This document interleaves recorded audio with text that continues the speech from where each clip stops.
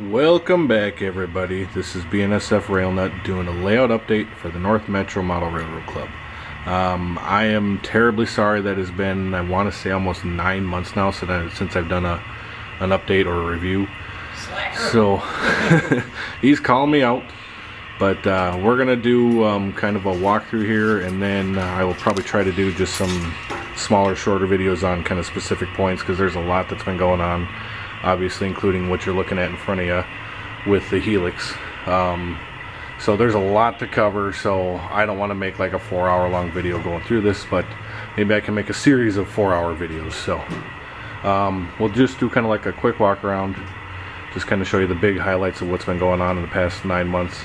We actually have an open house to the general public coming up this weekend, so if you live in the area, swing on by. Hopefully if I get this uploaded by tonight, which, yeah, it took me 9 months to get this far. We'll see how long it takes me to get this thing uploaded. So bear with me. We'll kind of cut through. So starting out in Northtown, obviously first off, I will go into a video onto the Helix, but I want to say it's a 4-level Helix that's taking you from, basically, we'll come over by the Saunders-Boylston area, but enters the Helix via here and drops down to those staging yards, which will be going in hopefully soon, at least one of them, just to get some extra capacity, because we are finding out we're filling up pretty well. So starting with the Northtown yard, I know if you watched the last video, I don't know how much was completed. I'll have to watch through the whole thing to kind of see where we're at, but just kind of run with the grain tracks for the grain mill on the backside where the grain train is sitting. There's a big huge grain mill here, and then basically you got the arrival and departure yards kind of all filled up. Come down to the 44th Avenue Bridge, and then we have the turntable cut in, and that leads off into the diesel shops. And the lighting, it's just kind of, it'll be hit or miss right now, so you got some bulbs out and stuff like that, so sorry about the lighting. So diesel shops, kind of the sanding tracks, sanding towers, and you got your hump with the underneath track, and then kind of a simulated hump tower location. On the back side you got the diesel ready tracks, and then now we're looking kind of north directionally in Minnesota, but you can see the yards fanning out.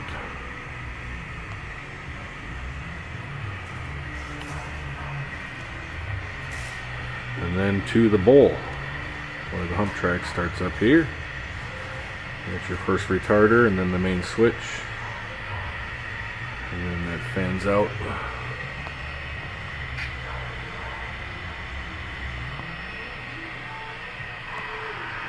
So there's a couple of cars in the bowl, but nothing really to be worked.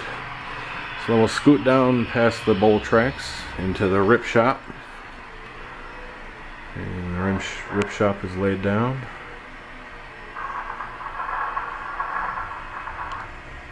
And then you have what's known as the T yard, or the transfer yard.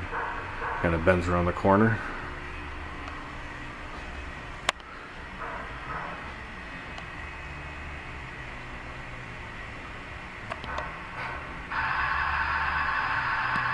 So from there, it's kind of going into University Junction. So we'll continue south, and the tracks in the back are going to basically be the Sioux line, or CP now. The tracks that'll cross over the yard, and then they'll actually go across back into here, where you'll have another Helix, and then that'll bring you to the Monticello, and then the I want to say the 2nd Street subdivisions around the bathrooms and stuff. So those will be those tracks once they get added in, but for right now they basically just lead over to kind of the Shoreham Yard over there, and we'll kind of get to that here as we continue around. And then since the last time I showed you, we have tracks labeled and stuff like that, so it's one of the run-through tracks. Sorry about the glare, but T4, sorry about that glare on that. And then we're coming into the Shoreham Yard portion of the, basically the southernmost part of the yard. So you got the big malt one grain mill here, and then we're going to have a roundhouse. You can kind of see the cutout with the foam. So a nice big, I want to say, what is it, 12 stall roundhouse. And then you'll have the CP intermodal yard on the back side.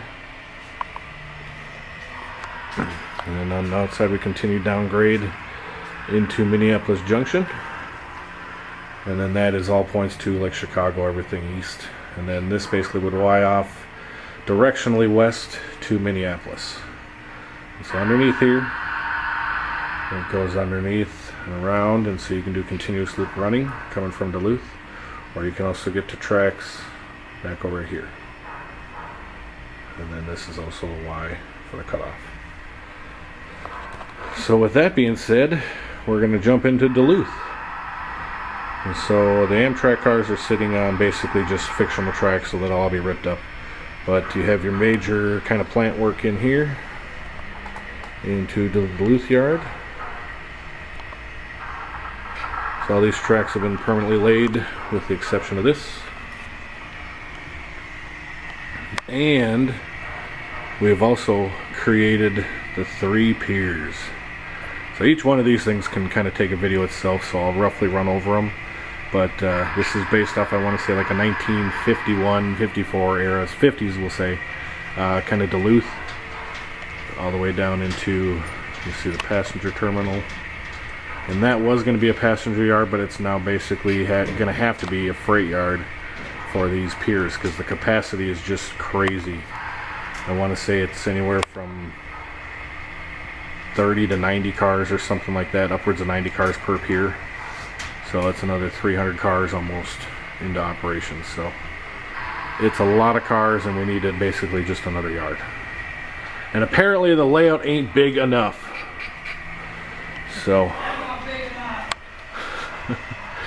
so this is going to be one of the piers. This is the big grain and I want to say cement processing piers. So you can kind of see the capacity of these things.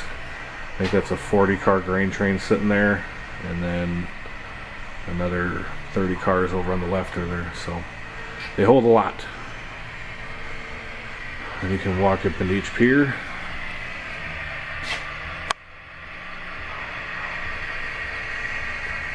On the back side of Duluth. And the kind of neat thing about the way this track plan is basically all this foreground stuff is not connected to this yard. All this stuff you can cross over here, and then this yard is completely separated from these yards. So this yard services all the piers. So coming back into the second pier, this one is going to see the pictures, and I don't know if this is going to show up too well, but if you were to Google Earth the Duluth area, I want to say it's actually, this is in Wisconsin, this pier, but it's going to be in Minnesota for ours. So there's a lot of big warehouse, and then you have the oil, and there's actually in real life I think they have like a windmill production plant in this, because big flat cars, a windmill and the big power turbines and stuff like that go out of here. So and then basically we'll have 2 big traveling cranes. This guy will be here, and then another one will be sitting here, and they'll basically be for offloading in here. And you can kind of see right there.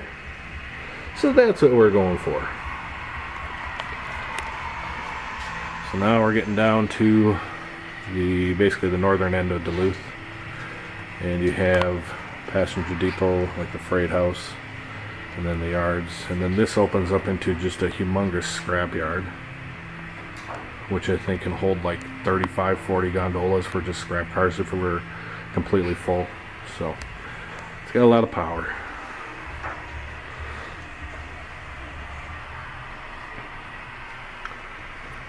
So I know that was not on the last video, so I will try to do videos on, like I said, each one of the piers and break it up. You'll see Duluth or the piers and stuff like that. So, but carrying on, coming out of Duluth, they have all the final connections in place. So basically you'd be coming out of the yards this way, and basically have main 2, I think, or I don't know which ones these are right now looking at them, it's changed. So you got the flyover bridge here, and so your lower track is going to basically be the track that crosses over itself, and then there's another bridge back over there, and we'll come back to that point. And then you have your one track, the High Line, coming out of Duluth, and then the second main line that used to be connected over here, so this would be now main 2, I believe. So this is main 1, main 2. This one enters into the helix and then splits down there. So that is the inner 2 most tracks on the helix, all 3 or all 4 levels down.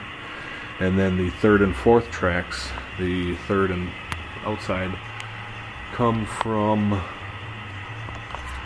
that is the 4th track, or the 3rd track. So that goes underneath the helix, or right there. And then the 4th track comes from underneath St. Cloud over there. So there used to be a connection underneath, basically to around, and you would meet up with basically the Hinckley sub down in here, but that's been taken out, and now is the outside track of the helix. So like I said, I'll explain that in the helix specific video, so we'll just carry on. Another really cool thing that has happened actually about the past month, maybe month and a half or so, has been the signaling. And if you've been watching the Facebook, you'll see kind of the more up-to-date and current stuff. And this whole Saunders section is all fully signaled, and it's prototypical, it's accurate to what it's, if you're diverging, and it's been really cool to see it come out. So that's one of the signals.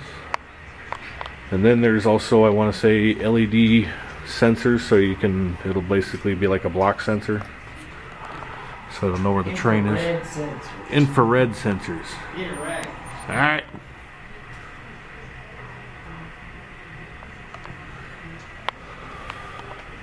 And then the big granddaddy of them all, this thing was basically the toughest part to program. So AJ's been the one that's been programming this stuff, and another gentleman, Scott, and said everything after this bridge is a piece of cake. So this one will also line up to its correct. So each track has its proper light settings.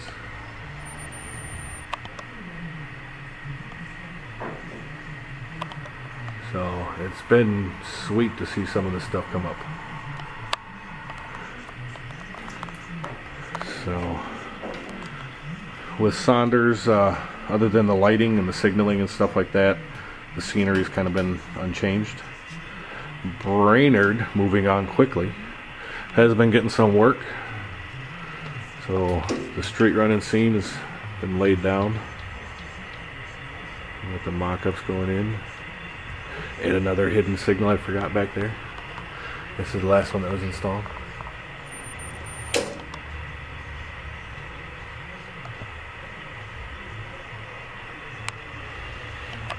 So then we'll have, basically this is that street running scene leading into the big paper mill.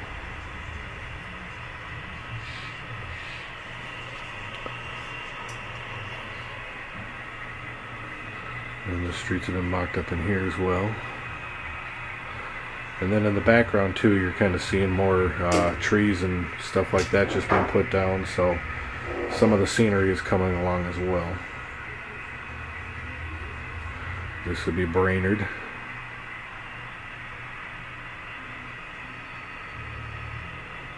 And then you've seen this before in the past, but the kind of the turnaround.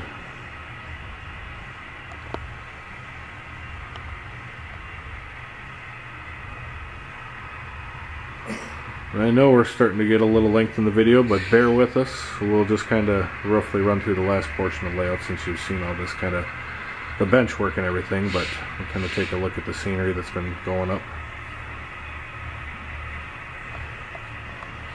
we'll kind of cruise around, so walk with us.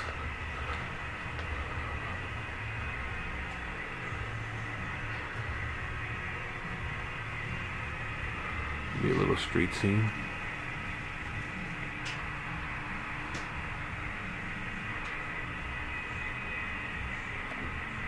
And everything's not 100% done, so but we're getting there. Stuff will be added in.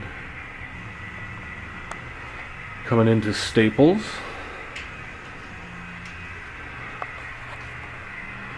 Staples Yard is pretty much unchanged. Just big long runs. Some buildings are starting to pop up now as far as members are working on them, completing some kits and foam mock-ups and stuff like that. Like here in Staples, there's a foam mock-up of the depot. Turntable's been put in.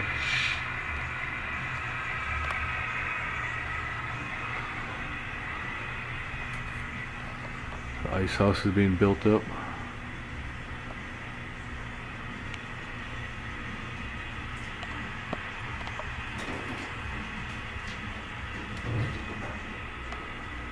And around the corner, Staples has been getting some work as well. These big panels are removable, so we can lift them out and this whole space is accessible. So once we kind of get more towards a permanent foundation, we'll kind of cover the seams up better, but the panels are removable for now, so we can adjust as needed. But the outside's been kind of worked on.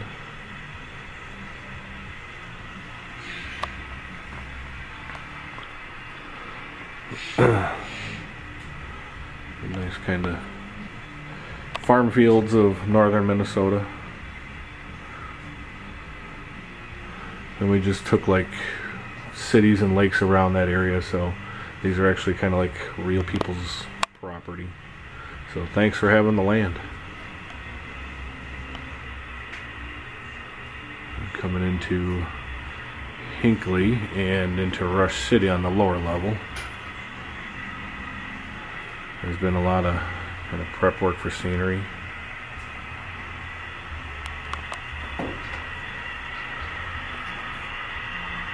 And on the lower level you have Rush City.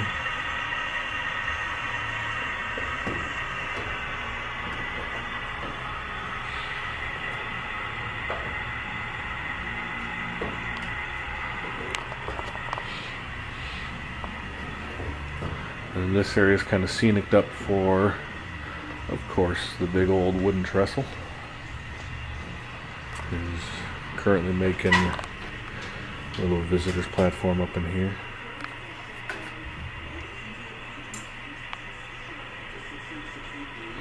Really neat thing about this little scene right here, that's a kind of a modern concrete bridge, stuff like that. This is carved out of foam by one of our club members. Pink styrofoam. And he just carved it up, painted it. And it looks nice. I'll show you some more of his work too. He's a pretty talented man. Coming into St. Cloud, nothing really fun in here. Kind of getting neglected. So we'll shoot down the aisle to St. Cloud. And over into Becker, kind of neglected as well. But a nice little mock-up of the Becker power plant for now.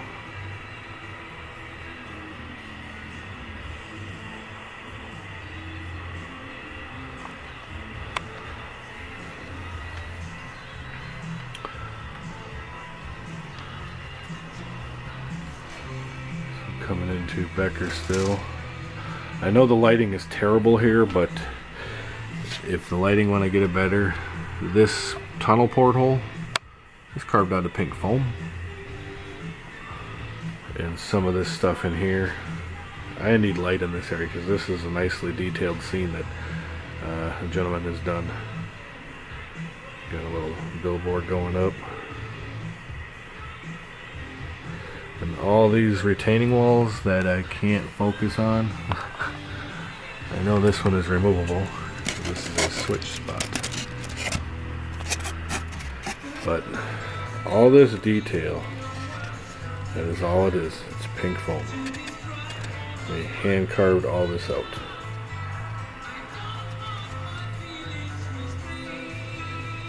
Some nice work.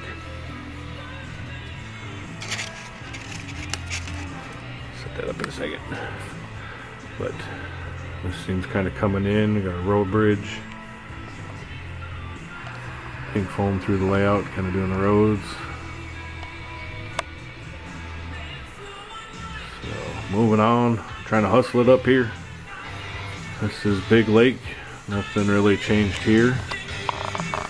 So we'll just kind of run through these ones.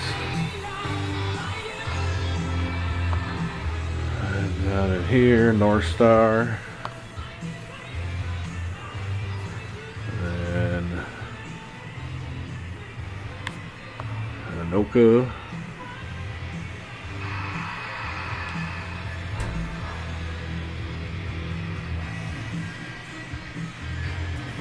This is up in, I want to say, Bethel area.